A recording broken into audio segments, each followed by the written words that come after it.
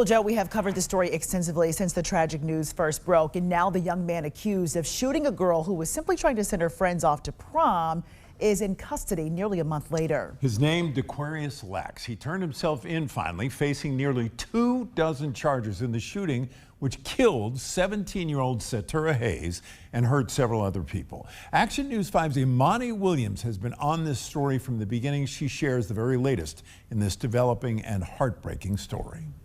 We're ready to bring Mr. Dequarius Deku Lax into custody this morning without incident. 18-year-old Dequarius Lax was with family as he turned himself in, according to Brownsville Mayor Bill Rawls.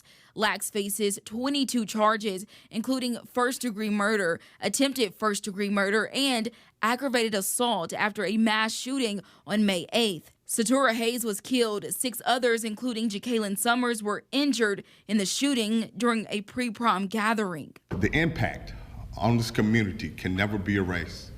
But we start today in the healing process by doing step 1, bringing them into custody, and then there will be a long process of prosecution investigation as we continue to go through this active investigation. The search for Lax went on for 3 weeks as friends and family of the victims called for justice. It don't matter how long it's gonna take, she gonna get justice. Today, a spokesperson for the victims shared this statement, saying in part, quote, "Although it won't change what happened, these families can now find some peace in knowing he is off the street. They can now start their healing journey," end quote. This park, Webb Banks Park, is where the pre-prom gathering and the mass shooting took place. Now, this is a common spot for seniors and their families to gather ahead of prom to take photos. The mayor said that it may be added security in the future. We'll get together, we'll debrief from this situation and then look at bringing all the security measures we can so we continue to have these events.